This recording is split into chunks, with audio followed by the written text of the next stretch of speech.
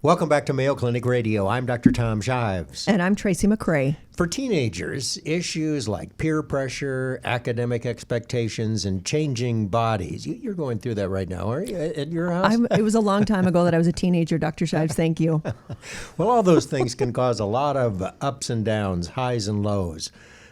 But for some teens, the lows are more than just temporary feelings. They're a symptom of depression. Depression can affect how your teenager thinks, feels, and behaves, and in extreme cases, it can lead to suicidal thoughts. The Centers for Disease Control and Prevention reports that suicide is the second leading cause of death for young people aged 10 to 24. Fortunately, for most teens, depression symptoms can ease with treatment such as medication and psychological counseling. And here to discuss teens and mental health is Mayo Clinic pediatric psychiatrist, Dr. Paul Croarkin. Welcome back to the program, Dr. Croarkin. It's good to see you. Hello. Thanks for having me today. Thanks for being here. So, Dr. Croarkin, the increasing number of suicides in this country has to be of some concern. It is very concerning, and it's probably complex causes. It's something that's been, as you point out, talked about and written about quite often. And it's been estimated that the overall rates have nearly doubled over the last 20 years. Much of that involves teenagers, as you pointed out. With young people, it's the second leading cause of death. There are in the neighborhood of 45,000 completed suicides annually in the U.S. Young people account for usually about 10% of that. So there's a host of things to think about, and I would argue that in my field in particular, we need to embrace this as maybe a failure, that we need to relook at things and continue research and ways to do better with this problem in the future. So you said suicide rates for teenagers has doubled? Over the last 20 years. So have the rates of depression doubled as well? That's one of the considerations. The thought is that actually anxiety and depression is increasing as well. But there are other factors to present a balanced view here. Has been the argument made that perhaps we are just getting better at quantifying and qualifying and identifying things, and we have more mental health professionals now, psychiatrists, to identify these things. Well, and people are talking about mental health as well. More, and there's hopefully less stigma, and people feel freer to talk about it, as you point out. There's also, as far as causes that are driving this potentially, there's been a lot of speculation. Is life becoming more fast-paced and stressful for teenagers in general? Some of us at our age, we have sometimes have a difficult time, wrapping our brains around that. But indeed, if you look at some of the things that are going on and the challenges teens face today, it's not benign.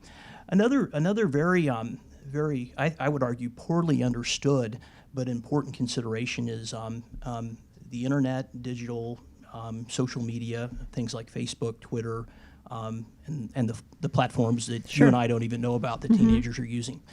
How does that contribute? I mean, what's the relationship there? Well, the thought there have been studies, Dr. Shives, that suggest that more time spent on that thing contributes to depression, but it's probably not that simple. I mean, the argument's been made, and this has been looked at, that overall maybe teenagers and to some extent adults are spending more and more time on these platforms with these technologies, and overall feeling less connected in a genuine, face-to-face, empathic sort of fashion.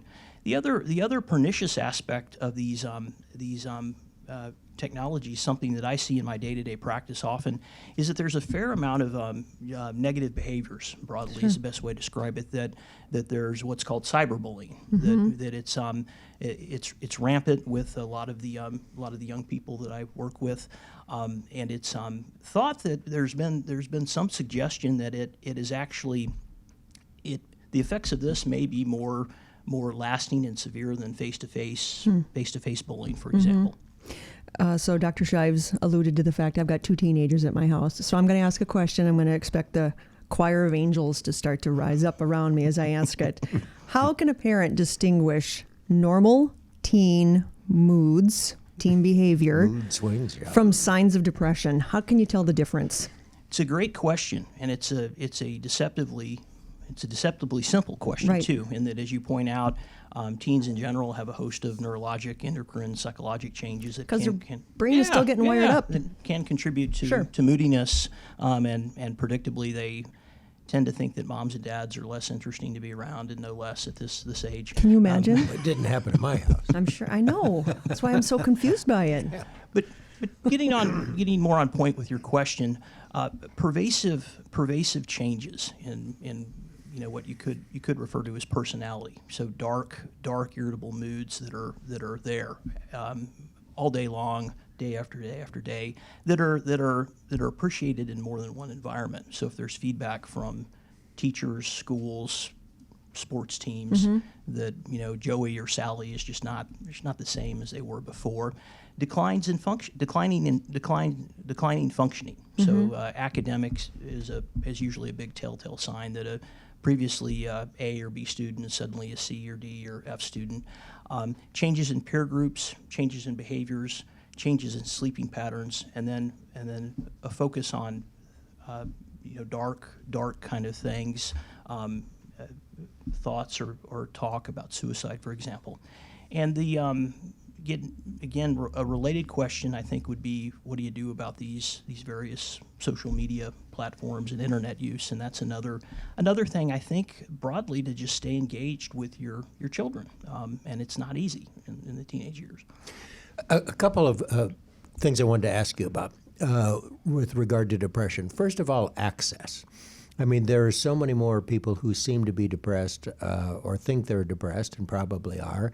Isn't access to a mental health professional more difficult because there are so many more people out there and not enough of you? And I think the second part of that question is, even if you are pretty certain that your child is depressed, there's concern about how effective the treatment is and what the treatment's going to be.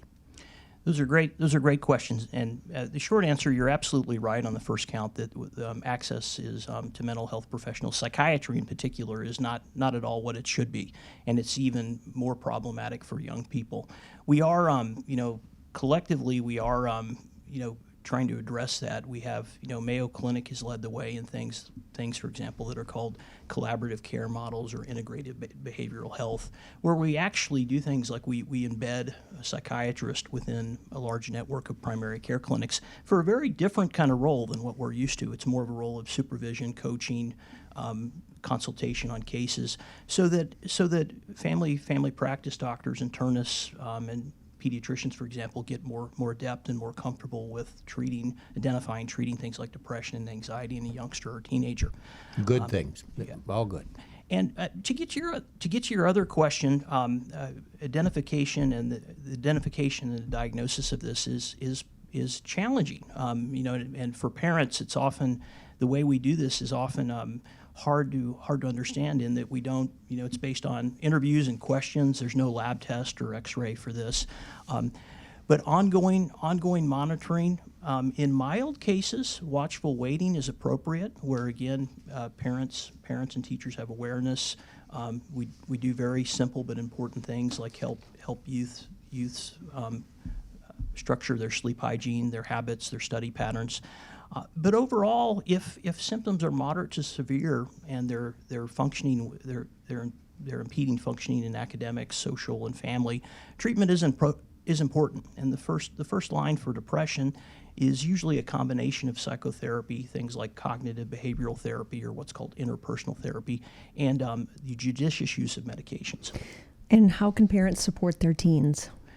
Ongoing communication about their life in general, encouragement, sometimes and reminders to take care of their health overall, and setting that example as well, making time for family, dinner every day, those kind of things. Well, unfortunately, depression and suicides in America, and including among teenagers, is on the rise. It's important, though, to, if there is a problem, to get access to mental health care, even though it may be difficult, and you've got some effective treatments that are available. Exactly.